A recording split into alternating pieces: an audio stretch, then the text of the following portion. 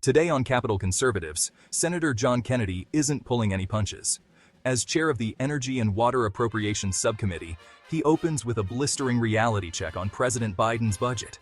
A decrease of 23%, $2 billion, plus a 29% cut to the Mississippi River account, and not a single dollar used from the Inland Waterways Trust Fund. Before we dive in, tap subscribe and turn on notifications for more Capitol Conservatives. Kennedy wastes no time. He compares the president's budget to something from another universe. Literally. Scientists estimate there are trillions of galaxies, but in none would Congress approve this budget. That's classic Kennedy. Humor with a sharp edge, demanding accountability from the process itself. I look at your budget, a decrease of 23%.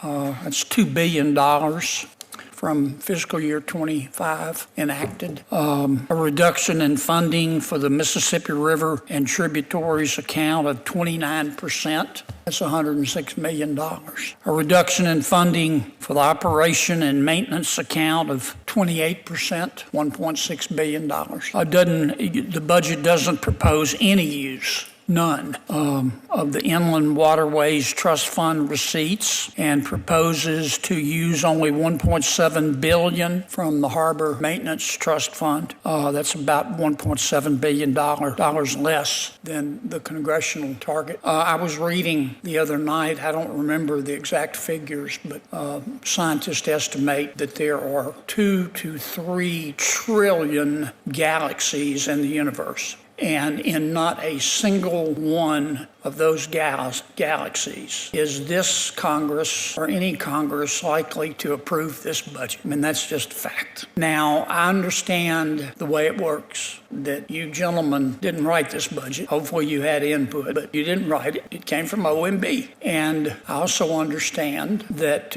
Congress has never accepted a president's budget, any president's budget, and just enacted it without changes. That's never happened in the history of ever. So I get all that. Kennedy reflects on Washington's dysfunction. Last year, both parties worked hard to pass 12 spending bills.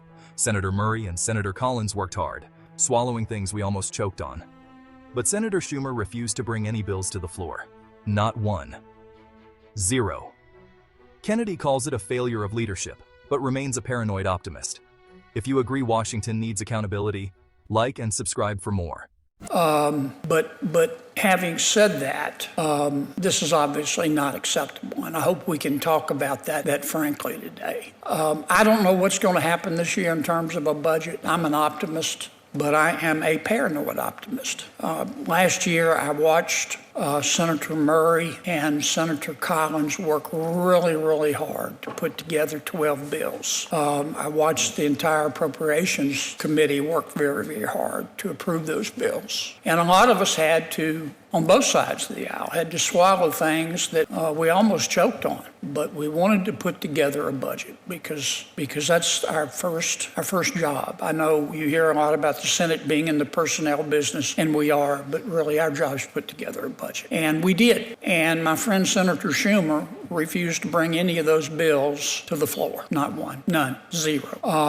My goal was to see the bills come to the floor and then have an open amendment process where colleagues of mine, both on and off the Appropriations Committee, could weigh in. But Senator Schumer chose not to. That's just a fact. I don't know what's going to happen this year. Under President Biden, I want to try to be as impartial as I can be in making this statement, but I think it's accurate. Under President Biden, and presidents set the tone in Washington. Under President Biden, the general discussion was who needs to pay more in taxes.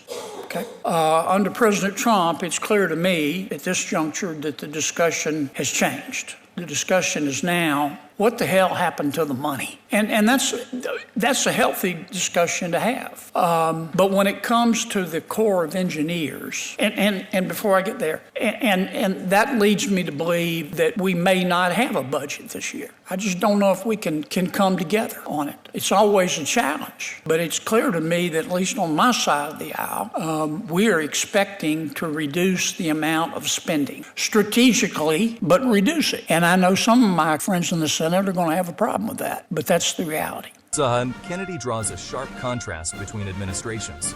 Under Biden, it's about who pays more taxes. Under Trump, it's what happened to the money. Kennedy warns, without oversight, America risks spending without purpose. Kennedy turns to the Army Corps of Engineers, firm but fair. He says, "I know it's tough, but we've got to do better. Cost overruns and delays wouldn't fly in the private sector." Kennedy's message, do the job, do it right, and do it on time. Now, when it comes to the Corps of Engineers, that is slightly different because there is bipartisan support for the important work that you do. It doesn't mean that we can't find savings, and it doesn't mean that we shouldn't make changes, and we're going to talk about that today. But a 23% decrease, I think Senator Murray, by her calculations, it might be a 30%.